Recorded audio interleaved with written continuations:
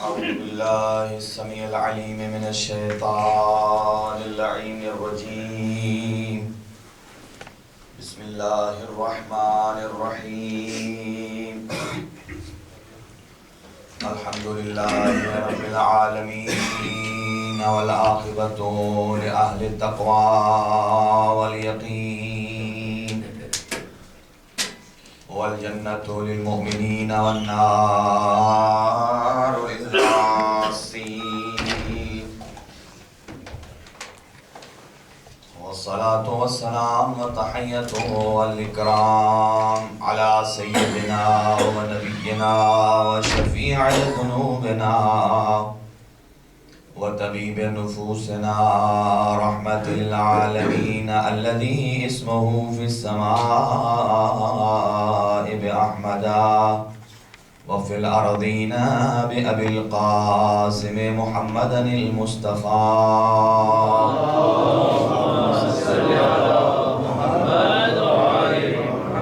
وعلى وصيه وغديره ووارث علمه علم الأولين والآخرين يعصب الدين أمير المؤمنين زوج فاطمة الزهراء والد الحسن والحسين أمير المؤمنين علي بن أبي طالب عليه السلام.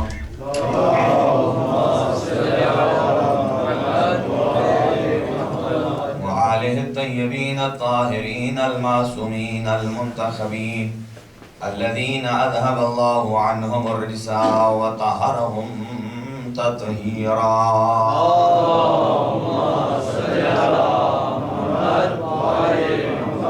لا سيما على بقية الله الأعظم روحي وأرواح العالمين لتراب مقدمه الفداء.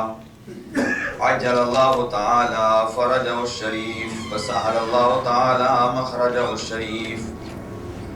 ولعنة الله على أعدائهم أجمعين ملعونين من يوم عداوتهم إلى يوم الدين وبعد يوم الدين.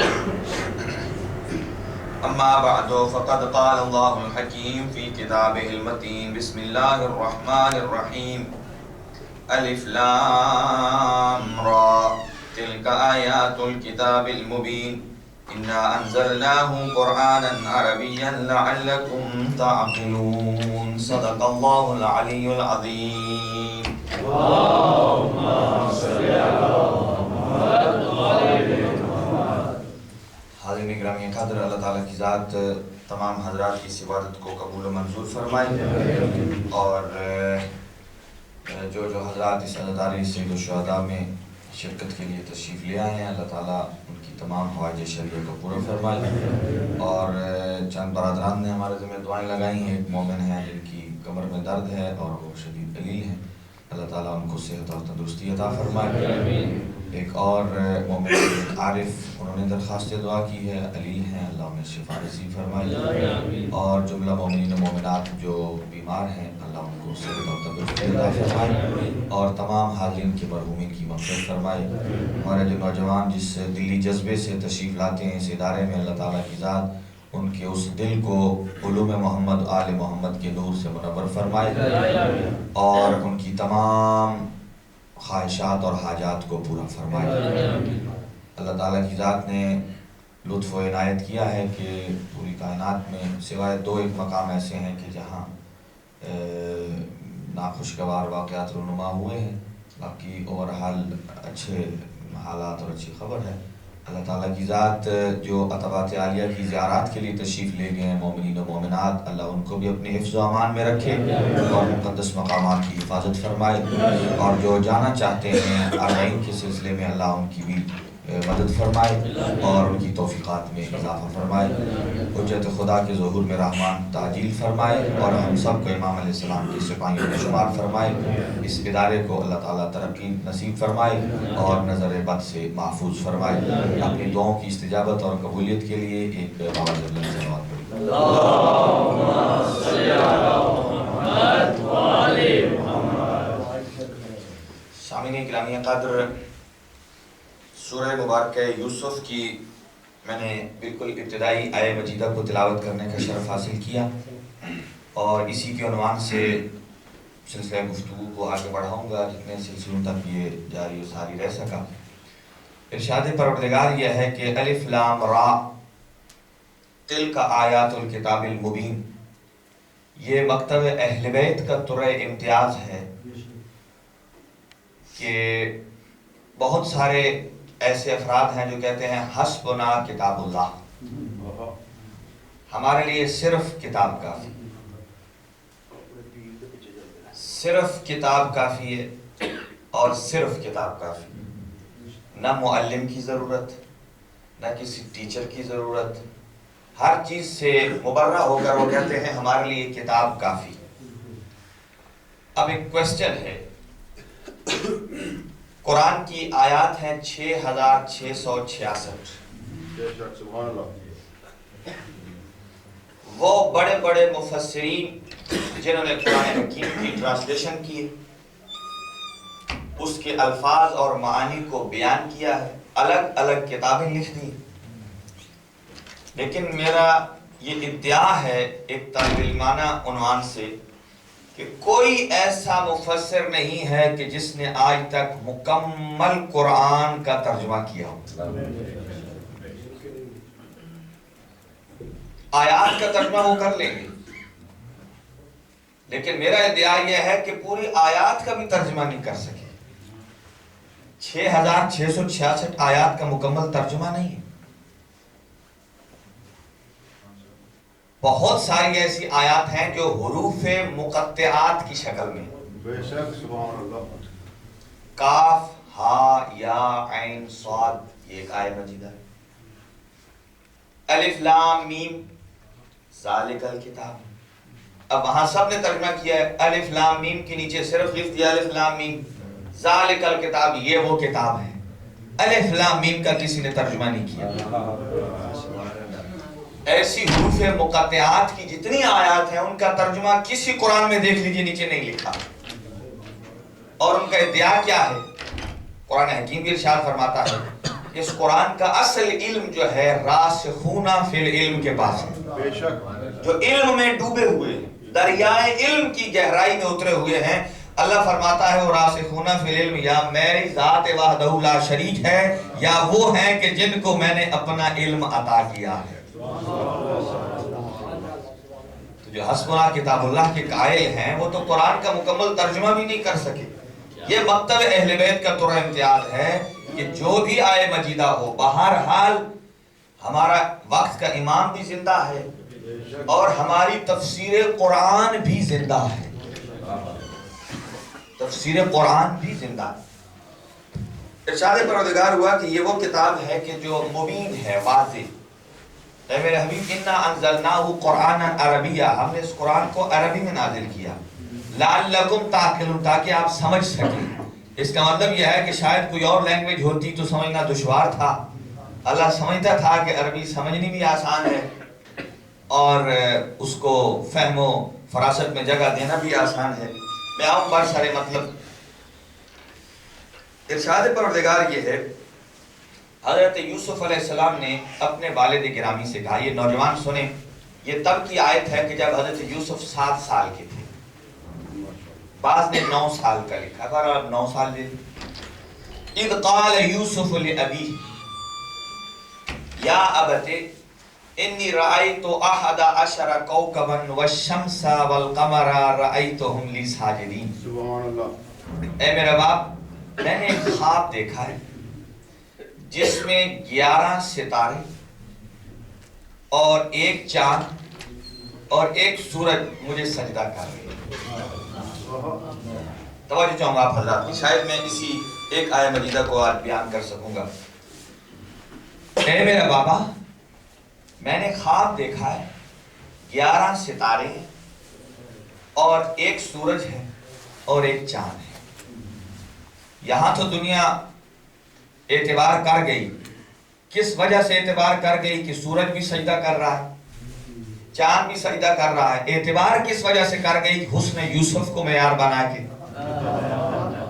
کہ یوسف چونکہ اتنے حسین تھے، ان کے حسن کے سامنے چاند بھی سجدہ ریز ہو گیا، ستارے بھی سجدہ ریز ہو گئے، سورج بھی سجدہ ریز ہو گیا۔ تو میں یہاں کہوں گا کہ جو حضرت یوسف کے ذریعے سرکار دو عالم کی مثال دیتے ہیں کہ کسی نے سرکار دو عالم کا حسن دیکھنا ہو تو حسن یوسف کو دیکھ لے.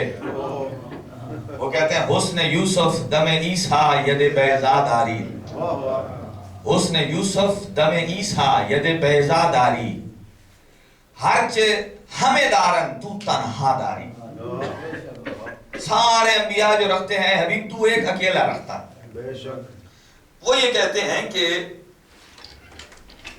حضرت یوسف کے حسن کے سامنے ستارے بھی سجدہ ریز ہو گئے اور چاند بھی اور سورج بھی. جبکہ یہاں تمام مفسرین نے لکھا ہے ستاروں سے مراد آپ کے 11 بھائی تھے اور ایک سورج اور ایک چاند سے مراد سورج باپ اور چاند سے مراد والدہ والدین مراد. وہ سجدہ ریز. عجیب گفتگو ہے. حضرت یوسف ہے معصوم، بابا بھی ہے معصوم،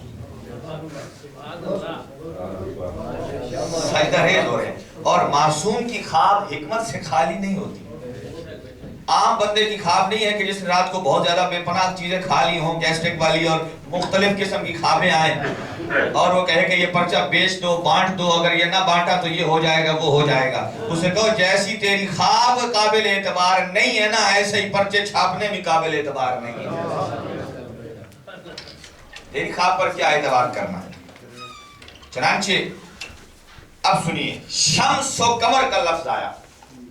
شان حضرت ابو الفضل عباس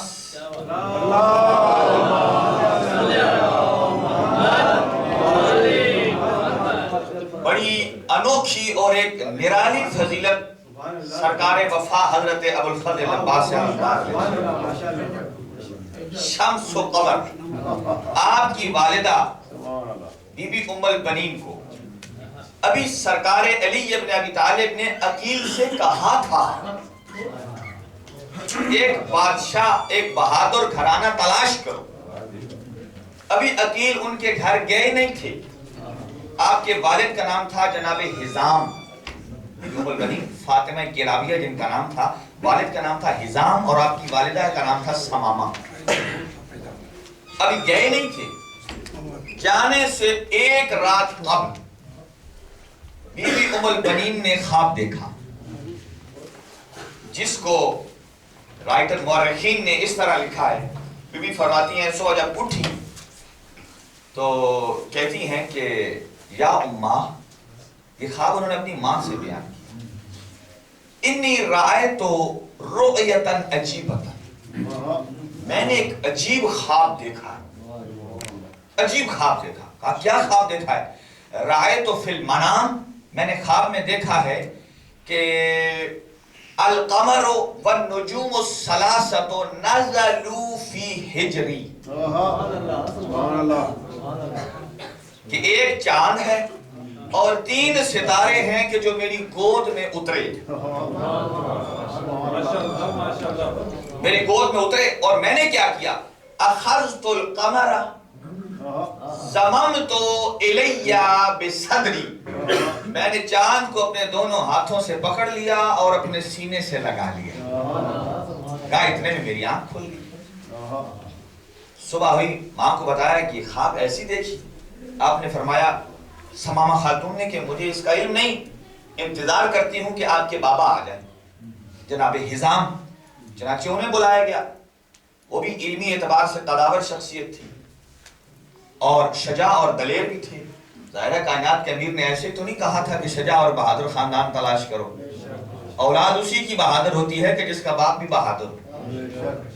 چنانچہ آپ کے بابا کو آنے دیجیے. وہ آئے، تشریف لائے.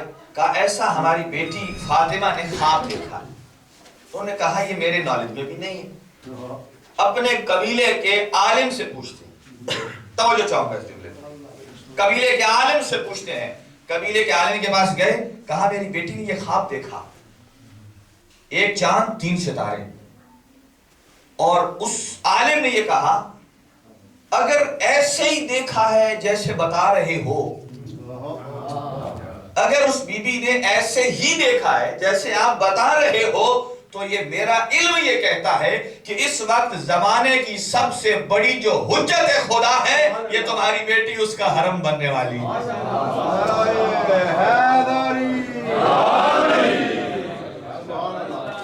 آپ کی بیٹی اس کا حرم بننے والی ہے.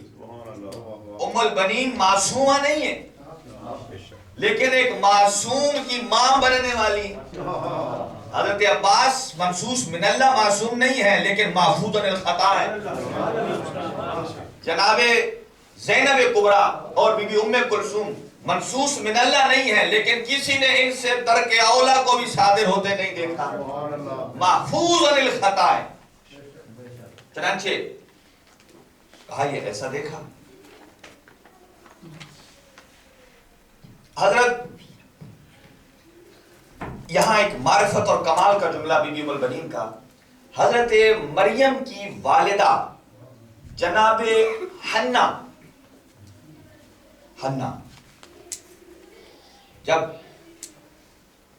وہ بارآور ہوئیں، قرآن حکیم فرماتا ہے کہ جب اللہ پروردگار عالم نے ان کو بارآور کیا، حاملہ ہوئیں، انہوں نے ایک منت مانگی تھی. رب انی نظرت لکا ما فی بطنی محررا. اگر میں یہ سمجھا سکا، اے اللہ، اے میرے رب، جو کچھ میرے شکم میں ہے اسے میں نے تیرے لیے نظر کر دیا. کون کہہ رہا ہے؟ حضرت مریم کی والدہ. حضرت مریم کون ہے؟ بتول، اللہ کی نشانی حضرت عیسیٰ کی ماں. ان کی ماں یہ کہہ رہی ہے جو کچھ میرے شکم میں ہے میں نے تیری ذات کے لیے نظر کر دیا ہے. جو کچھ کہنے کا مطلب یہ ہے کہ ان کے نالج میں یہ نہیں تھا کہ میرے شکم میں آیا مذکر ہے یا مؤنث ہے، بیٹا ہے یا بیٹی ہے. حضرت مریم کی والدہ قرآن حکیم ارشاد فرماتا ہے رب انی نظرت لک ما فی بطنی محررا. جو کچھ میرے شکم میں ہے، اے اللہ میں نہیں جانتی ہوں بچہ ہے تو تیرے لیے نظر، اگر بچی ہے تو تیرے لیے میں نے مخصوص کر دیا. چنانچہ حضرت مریم پیدا ہوئی تو اللہ کے لیے مخصوص کر دیا. یہ جملے تھے حضرت حنا کے جو ایک بتول کی ماں ہے. اب سنو اس کے جملے جسے بتول دعا دے کر گئی تھی. کہا تھا یا علی میرے بعد فاطمہ کلابیہ سے شادی کیجئے گا اس لیے کہ وہ میرے بچوں کا بڑا حیا کیا کرتی ہے. اور جب شادی ہو کر آئی ابو الفضل عباس کی والدہ گرامی، اور جب شکم مادر میں تھے حضرت عباس، تو اب سنیے مصلی عبادت پہ تھی بی بی ام البنین ولادت سے قبل. تو بی بی نے مصلی عبادت پر بیٹھ کر جو دعا مانگی، کہا اللہم انی نظرت لأبی عبداللہ ما فی بطنی مصبرہ. جملہ بہت گہرا ہے. بیٹھی تھی مصلی عبادت پہ، کہا اے اللہ. حضرت حنا نے کہا تھا رب، بی بی نے کہا اللہم، ربوبیت کی معرفت نیچے درجے کی ہے اور الوہیت کی معرفت اس سے بلند درجے کی ہے. ربوبیت سے بلند ہے الوہیت پروردگار عالم. چنانچہ یہیں سے پتہ چلتا حضرت حنا نے ربوبیت کا تذکرہ کیا ہے، اور معرفت ام البنین یہ ہے کہ انہوں نے اللہم کا لفظ استعمال کر کے بتایا ہے کہ میری معرفت اور میری منزلت حنا سے کہیں بلند ہے.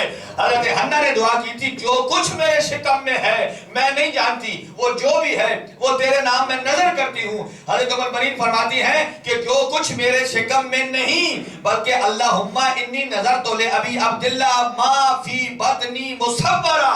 اے اللہ جو تو نے میرے شکم میں بچہ ہے جس کی شکل علی کی شکل پہ تو نے بنا دی ہے، میں نے اسے حجت خدا ابا عبداللہ کے لیے وقف کر دیا.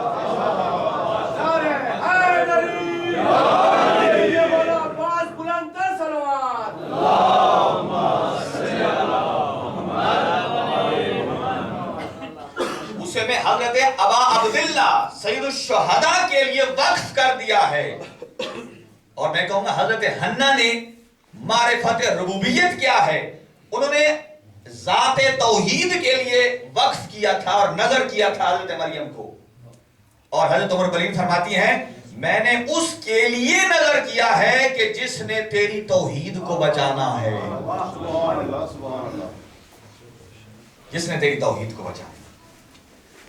ایک جملہ مزید، یہ بھی تھوڑا وزنی ہے، چونکہ ذات حضرت ابو الفضل عباس ہی اتنی جلال والی ذات ہے کہ بہت سارے لوگ ایسے ہیں دنیا سے تو گناہ چھپا سکتے ہیں، لیکن جب علم عباس کی زیارت کرنے جاتے ہیں نا تو پہلے دعا مانگتے ہیں، اللہ معاف کر دینا کہیں غازی عباس کے علم کو ہاتھ لگانے جا رہے ہیں۔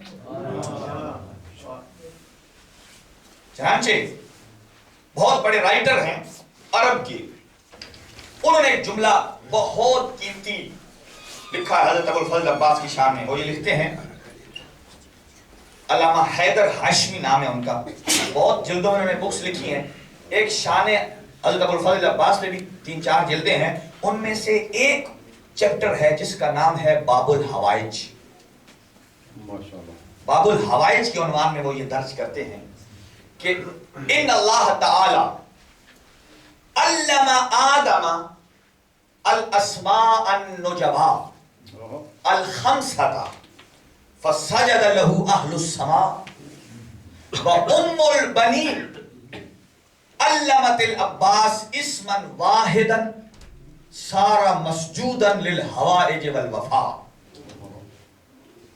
وہ یہ لکھتے ہیں کہ اللہ پروردگار عالم نے حضرت آدم کو 5 نام یاد دلوائے تھے جو فرشتوں سے امتحان لیا تھا کہ نام سناؤ، علم آدم الاسماء کلھا، سارے نام یاد کروا دیے اور پھر کہا کہ جاؤ اب پیش کرو ناموں کو۔ تو بعض جو کہتے ہیں کہ فرشتوں کو نام سکھائے نہیں تھے، اگر اللہ نے فرشتوں کو نہیں سکھائے اور حضرت آدم کو سکھا دیے تو ظلم خدا ہے۔ ایک ٹیچر ہو ایک اسٹوڈنٹ کو کہے پیپر آؤٹ ہو گیا، یہ لے تو رات ساری پڑھتا رہے کل یہی آئے گا، باقی کہیں گے جناب استاد کیا ہم فیس نہیں بھرتے تھے؟ چنانچہ یہ ظلم پروردگار ہے۔ لوگوں نے اپنے مسائل کو نہ سمجھتے ہوئے حل کرنے کی کوشش کی ہے، لیکن ذات توحید پہ حرف آ گیا۔ اللہ نے وہ اسماء حضرت آدم کو بھی بتائے تھے اور ملائکہ کو بھی بتائے تھے۔ پھر امتحان کیا تھا؟ کہا علم آدم الاسماء الخمسة النجبا، 5 نجیب ہستیوں کے نام بتائے تھے، نام سب کو بتائے تھے۔ امتحان یہ تھا کہ جب وہ سامنے آ جائیں ہستیاں تو کون ہے جو یہ بتائے کہ یہ نام اس پہ منطبق ہوتا ہے۔ یہ لفظ محمد کا مجسم وہ ذات محمد ہے، لفظ علی کا مجسم وہ ذات علی ہے۔ تو ملائکہ منطبق نہیں کر سکے تھے، حضرت آدم نے منطبق کر لیا۔ وہ یہ فرماتے ہیں اللہ نے 5 نام یاد دلائے تھے آدم علیہ السلام کو، جب وہ ان ناموں میں کامیاب بھی ہو گئے، یاد بھی کر لیے، منطبق بھی کر لیے، تو فسجد له اہل السماء، تو آسمان والوں نے آدم کو سجدہ کر دیا۔ اب شان حضرت عباس سنیے، کہا اللہ نے 5 نام حضرت آدم کو یاد دلوائے تھے۔ کہا ام البنین، حضرت عباس کی جو والدہ ہیں، علمت العباس کلمۃ واحدۃ، اپنے بیٹے عباس کو ایک نام یاد دلایا ہے ماں ام البنین نے۔ اب وہ نام کیا ہے ابھی بتاتا ہوں، آپ کی جستجو بڑھ گئی کہ وہ نام کیا ہے۔ حضرت آدم علیہ السلام نے اللہ نے 5 نام یاد کروائے تھے اور ساری کائنات کے ملائکہ کو اللہ نے مسجود قرار دے دیا، لیکن ام البنین نے ایک نام یاد دلوایا، اور اس نام کا نتیجہ کیا نکلا؟ وہ فرماتے ہیں سارا مسجودا للوفاء والحوائج، کہ وہ ایک ایسا بابرکت نام ماں نے یاد دلا دیا ہے عباس کو کہ عباس نے وہ نام یاد کیا، جب سے وہ نام یاد کیا تب سے کائنات کی ساری حاجتیں اور وفائیں دروازہ عباس پہ سجدہ ریز ہو گئی ہیں۔ کوئی حاجت ایسی نہیں ہے جو دروازہ عباس پہ جائے اور پوری نہ ہو۔ اور دنیا میں کوئی کہتا رہے ہم با وفا ہیں، ہم وفادار ہیں، वफादारी का हक जो अब्बास ने अदा किया वो किसी ने नहीं। वो कलिमा क्या था? बीबी फरमाती है अव्वलु कलिमतिन क़ाल अल अब्बास फि दुनिया या हुसैन।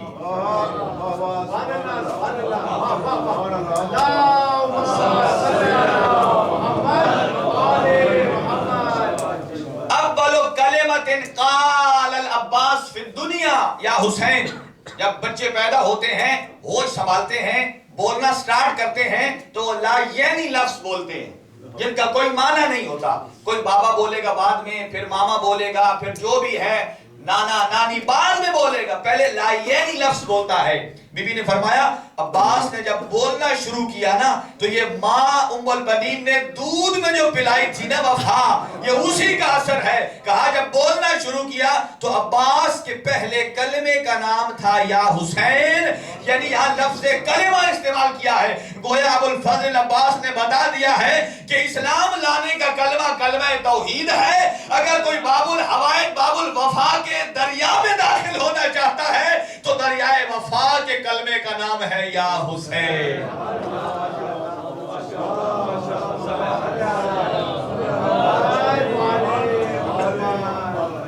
दरियाए वफा में अगर कोई उतरना चाहे तो उसका नाम है अबुल फजल अब्बास। और गुफ्तगू दूसरी जानिब निकल जाएगी। मैं चाहता हूं दो बातें और अर्ज करता चलूं। काला या बुनैया, ये ख्वाब हज़रत यूसुफ अलैहिस्सलाम ने जब बाबा को बताई, उनके वालिद गिरामी ने कहा या बुनैया ला तक़सुस रोयाक अला इख्वतिक, ये ख्वाब अपने भाइयों को ना बताना। बड़ी अजीब बात है, जो कहते हैं हम भाई भाई बन गए। कहा भाइयों को नहीं बनाना, भाइयों को नहीं बताना। क्यों? बेटे थे 12, मासूम था 1, गैर मासूम थे 11। इसका मतलब यह है कि जो अल्लाह का राज बतौर अमानत अल्लाह अपने हादी को देता है, बाप ये नसीहत कर रहा है कि चाहे गैर मासूम 11 भाई ही क्यों न हो, ये राज इलाही गैर मासूम को कभी नहीं बताया जा सकता। अब इसमें सुनिए कि राज क्या था। जब सरकार दो आलम ने कहा ना मक्का से मदीना हिजरत करनी है तो चंद असहाबे खास जो थे उनसे कहा ये बात मैं सिर्फ आपसे कर रहा हूं, आगे किसी से नहीं करनी। चनाचे ये वो थे जो ताजा ताजा आए हुए थे, शिर्क के लुत्फ से लुत्फ अंदोज होकर जब आए हुए थे, सरकार ने कहा ये बात किसी को नहीं बतानी, आप मेरे मुखलिसीन लहुद्दीन हैं। चनाचे एक शख्स ने वादा तोड़ते हुए अपने पुराने साथी को बताया कि इस्लाम अपने मकाम पे, तू मेरा रिश्तेदार तो है, रिश्तेदारी अपने मकाम पे। उसे इल्म दे दिया। वो था मदीना में। एक खातून को इसने वो राज लिख के दिया कि जा फलान शख्स को दिया। ये बात कोई टेलीफोनक नहीं हो रही थी, टेलीफोन था नहीं, कम्युनिकेशन कैसे थी। एक खातून का इसने इंतखाब किया जो उसके खानदान की थी और उस राज को लिखा कि सरकार मक्का से हिजरत करने वाले हैं मदीना में। और आपको मालूम है कि जो क्रिमिनल एलिमेंट्स होते हैं वो इस किस्म के रास्ते तलाश करते। उसने उस खातून से कहा इस राज को ले जा, और जाहिर है उसने उस राज को लिया और अपनी टोपी में छुपाया। जा रही थी मक्का से मदीना, अभी मदीना पहुंची नहीं थी। सरकार दो आलम ने फरमाया उसको कि जो मासूम था, जो राजदार इलाही का अमीन था, या अली जाओ, वो राज ले गई है और अभी मदीना पहुंची नहीं। वो सरकार अली वो तेज रफ्तार बर्क रफ्तार घोड़े पे सवार हुए, मदीना से पहले ही उस खातून को पा लिया। कहा वो ला राज जो लेके जा रही है। कहा मेरे पास कोई राज नहीं। कहा निकाल। कहा मेरे पास कोई नहीं। जब सरकार ने निकाली ना तलवार, निकाल। कहा मेरे पास नहीं। कहा मोहम्मद कहता है, तू कहती है नहीं। राज निकाल के दे दी। اشارہ قرآن حکیم کا، اس لیے کہ قرآن صامت ہے. جب تک قرآن ناطق نہ ہو صامت سمجھ نہیں آتا. آپ سمجھیں گے صامت ہوتا کیا ہے؟ سورہ بقرہ میں اللہ ارشاد فرماتا ہے سمن بکمن. صامت نکلا ہے سم سے. سم کا معنی ہوتا ہے گونگا، اور گونگا جو ہوتا ہے وہ اشارے کرتا ہے، بولتا نہیں. گونگا جو ہے وہ صرف اشارے کرتا ہے، مجھے کھانا چاہیے، مجھے پینا چاہیے. اور وہ اجنبی آدمی میں اگر گونگا پھنس جائے وہ اشارہ کھانے کا کرے گا، ملے گا کچھ اور. اشارہ سونے کا کرے گا، ملے گا کچھ اور. اس کا مطلب یہ ہے کہ جو گونگا ہوتا ہے، جو بول نہیں سکتا ہے، وہ کرتا ہے اشارے. اور گونگے کا اشارہ ہر بندے کو سمجھ آتا نہیں. جتنے بندے ہوں گے وہ گونگے کے اشارے سے اپنا مطلب نکالیں گے. اب سمجھ میں آئی کہ قرآن ہے قرآن صامت، یہ کرتا ہے اشارے. اب 73 فرقے بنے ہی اس لیے ہے کہ جس نے اپنے ذہن کے مطابق سمجھا تھا.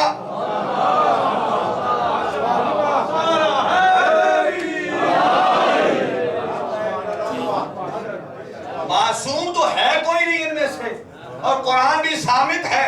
حرف بولتا تو ہے نہیں، بولے گا تو اس ہے کہ جو اسے حکم دے گا اور اذن دے گا بولنے کا.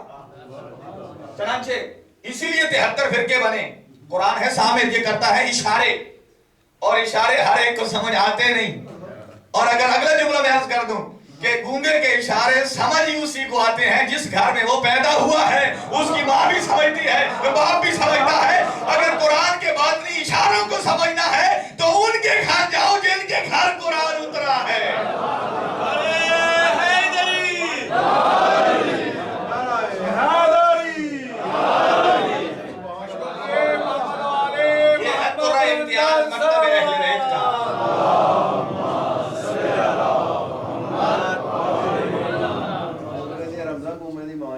یہ ہے قرآن امتیاز مکتب اہل بیت کا. سبحان اللہ. قرآن ہے قرآن صامت. جب تک قرآن ناطق نہیں آئے گا تب تک قرآن کے مفاہیم اور معانی آپ سمجھ نہیں سکتے. کوئی قرآن ناطق کو مانے بغیر کہے میں نے قرآن کو سمجھ لیا، کبھی نہیں. کیوں؟ اس لیے کہ قرآن کو حفظ کرنا یہ سعادت ہے. قرآن کو حفظ کرنا یہ سعادت ہے، بہت بڑا ثواب ہے. لیکن اس میں تدبر کرنا واجب ہے. حفظ سے صرف ثواب ملتا ہے، تدبر سے ہدایت ملتی ہے. تدبر سے ہدایت ملا کرتی ہے. بس میں نے اپنی گفتگو کو کلوز کر دیا. اگر یہ لشکر یزیدی قرآن ناطق کو مان جاتا ہے، اس سے بڑی قرآن ناطق نے کیا مثال دی تھی کہ سر کٹ کے نو کے نیزہ پر سوار بھی ہو گیا اور پھر بھی اصحاب کہف کی آیت مجیدہ پڑھ رہا ہے. پھر بھی آیت مجیدہ پڑھ رہا ہے. رونے کے ایام اور پرسے دینے کے ایام میں عزادارو، اور جو کل کا دن گزرا روز عاشور، یہ وہ دن تھا کہ جب سورج کو سورج گہن لگ گیا، چاند کو چاند گہن لگ گیا، کالی آندھی آ گئی، جس پتھر کو اٹھاتے نیچے سے خون نکلتا. یہ جو شفق پہ افق کی علامت ہے نا سرخ، یہ واقع کربلا کے بعد کی ہے. آج رکم اللہ آپ کا ذہن آمادہ ہو. 10 دن مسلسل آپ اور ہم آتے رہے. نفسیاتی جملہ، اور اس کے بعد میں کربلا والوں کو ایک سلام پیش کرنا چاہتا ہوں. 10 دن ہم برابر آتے رہے، آپ اپنے بچوں کو ساتھ لاتے رہے، اور اس کے ساتھ ہماری بیویاں آتی رہیں، بچے آتے رہے ساتھ. لیکن جب 10 محرم گزر گیا نا، آپ مجھے اتنا بتائیے کہ کل ہم نے یہاں اعمال کا بندوبست کیا تھا. ایک رات آپ گھر سے دور رہے نا. مجھے معلوم ہے بہت سارے مومنین ایسے ہیں کہ جو اپنے گھر سے بچوں کو لائے نا، ساتھ کشن بھی لے کے آئے، کمبل بھی لے کے آئے، اگر کہیں ہمارے بیٹوں اور بچوں کو نیند آ گئی گاڑی میں ڈال دیں گے اور انہیں سلا دیں گے۔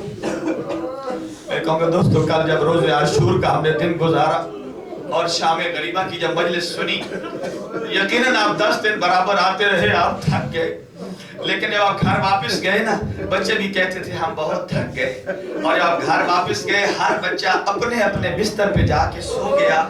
ایک جملہ کہنے والوں مزاداروں، ہر بچہ اپنے اپنے بستر پہ جا کے سو گیا۔ جملہ یہ ہے کہ جس بستر پر اسے سونے کی عادت تھی وہ جا کر سو گیا۔ لیکن ہائے حسین کی بالی سکینہ، تجھے بابا کے سینے پر سونے کی عادت، تجھے بابا کا سینہ نہیں ملا۔ ایک سلام پیش کرنے لگا ہوں کربلا والوں کو، اور سلام اس لیے کہ کل جب قبر کی پہلی رات ہوگی آپ کی قبر پہ مولا حسین تشریف لائیں گے اور آ کر کہیں گے اے میرے عزادار بتا تو اپنے ساتھ کیا لے کے آیا، اپنے ساتھ کون سا عمل لے کے آیا ہے۔ آپ یہ کہہ سکیں گے اے میرا مولا میں نے برسل کے امام بارگاہ میں بیٹھ کر شام غریبہ کے بعد 11 محرم کی رات کو کربلا کے لٹے ہوئے اور تھکے ہوئے قافلے پر سلام روانہ کیا تھا۔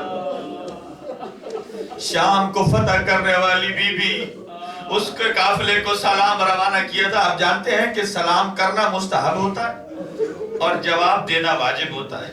تو مظلوم کربلا تیری قبر میں جب آئے گے نہ تیرے سلام کا جواب دے۔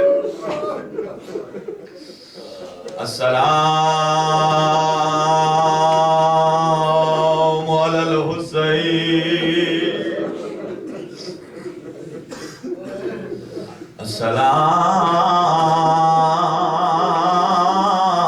السلام علی الحسین۔ بہن جب اپنے بھائی کے لاشے پہ پہنچی نا تو جو مرثیہ پڑھا بی بی نے، السلام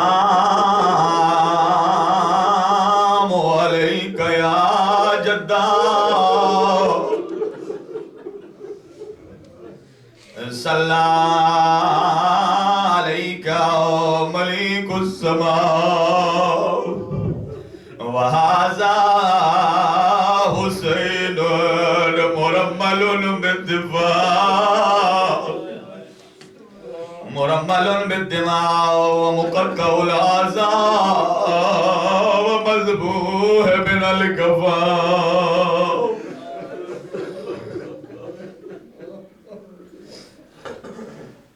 جب عصر عاشور ڈھل گئی عمر سعد نے کہا ہمارے عربوں کا رواج یہ ہے جس دشمن سے دشمنی ہو جب قتل ہو جائے ہم اس کی لاش کو پامال کیا کرتے ہیں۔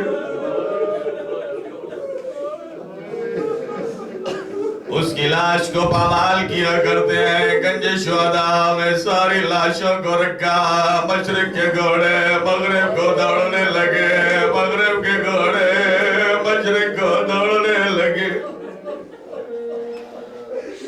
جب حبیب کی لاش سے سر جدا ہوا پامال کرنے کے لیے زمین پر رکھا، حبیب ابن مظاہر کے قبیلے کے لوگ آ گئے، کہا ہم حبیب کی لاش کو پامال نہیں ہونے دیں گے، جتنا ظلم کر لیا، مرنے کے بعد لاش کی توہین نہیں ہونے دیں گے۔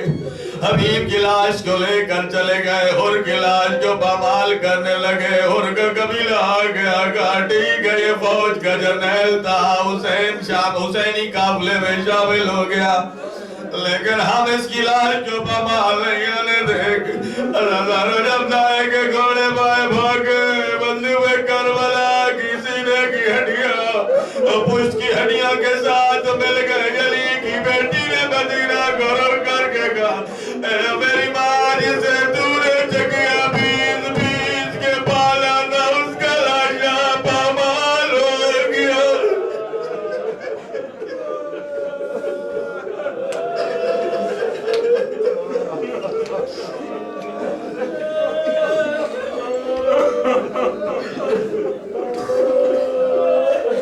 ایام غریمہ کی رات کھلے آسمان تلے علی و بطول کی بیٹیوں نے گزاری. وہ بچے کیسے سو سکتے تھے جو کئی دنوں سے بھوکے ہو, کئی دنوں سے پیاسے, جو بابا کے سینے پہ سونے کی عادت تھی, اب بابا کا سینہ نہیں ہے, کربلا کی گرم ریت ہے. ایک وقت تھوڑی دیر بعد اٹھ کے پوچھتی تھی, پپی ابا میرا بابا کدھر گیا؟ ماما جواب دیتی تھی, بیٹا تیرا بابا سفر پہ چلا گیا. آج 11 محرم ہے, 11 محرم کی صبح آج اللہ کرتا 11 محرم کا سورج طلوع نہ ہوتا, میری آقا دی سورج کی روشنی میں بے مقنا رضا باہر رہتی. دشمن ہاتھوں میں رسیاں لے کے آ گیا. عمر سعد کہتا ہے قید کریں گے. علی کی بیٹی جلال میں آ گئی, کہا تباہ ہو جا, ہم خود سوار کرا لیں گے. علی کی بیٹی نے سب کو سوار کرایا. ایک مرتبہ دیکھا نظرت یمیناً و شمالا, کوئی منظر یاد آ گیا. کہا جب میں مدینہ سے چلنے لگی تھی, وہ میرا دائیں بازو عباس نے پکڑا, بایاں اکبر نے پکڑا, قاسم نے نالائن کو درست کیا, غریب کربلا نے کجاوے کو ہاتھ رکھا اور صلوات کی آوازوں میں مجھے سوار کرایا گیا. ابھی بھی بولتی ہے اے میرا عباس, کہا گیا جو مدینے سے مجھے سوار کرانے والا. اجرکم اللہ. ایک بات مزید اجے سن لیجئے, ایک منزل اور. جب میری آقازادی نے دیکھا ایک بڑا اونٹ ہے, باقی چھوٹے اونٹ ہے. بڑا اونٹ چھوٹے اونٹوں کی گردن کے ساتھ گردن رگڑ رہا ہے, منہ رگڑ رہا ہے, منہ سے جھاگ نکل رہی ہے. میری آقازادی کہتی ہے بیٹا سجاد, ظلم کی انتہا ہو گئی, مجھے لگتا ہے یہ جانور بھی کوئی مرثیہ بڑھ رہا ہے.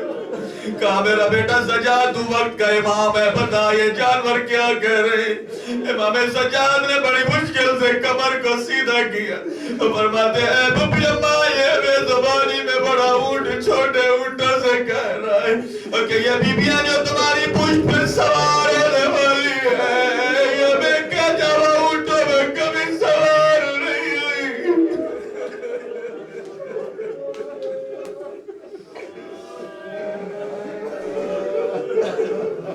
اجرکم اللہ. بیویاں سوار ہو گئیں, کوفے کی جانب یہ قافلہ روانہ تھا. میری آقازادی نے شمر سے ایک سوال کیا. آپ جانتے ہیں کہ بھائی کے قاتل سے بات کرنا کتنا مشکل ہوتی ہے. ابھی بھی نے فرمایا یا شمر ان الیک لی حاجہ, میری تجھ سے ایک حاجت ہے, ایک سوال ہے. اگر تو ہمیں کوفہ لے کے جانا چاہتے ہیں, وہ ہمارے بابا کی شاہی تھی, لوگ ہمیں جانتے ہیں, ہمیں چادریں دے دے. اگر چادریں نہیں دیتا ہمارے ہاتھ آزاد کر دے, ہم ہاتھوں سے پردہ بنا لیں گے. اگر ہاتھ آزاد نہیں کرتا راستے کے چراغ گل کر دے. اگر چراغ گل نہیں کرتا ایک غیر معروف راستے سے لے جا. سنو گے ازادار مصائب کا پار ہے. علی کی بیٹی کی چیخ نکل گئی جو شمر نے جواب دیا, اور شمر جواب دے کے کہتا جا علی کی بیٹی سے کہتے آج تو کوفہ میں شہزادی بن کے نہیں, تو قیدی بن کے جا رہی ہے.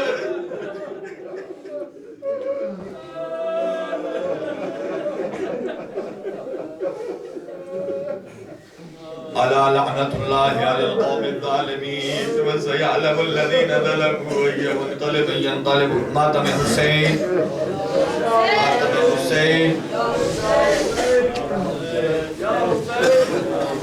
Ya Hussein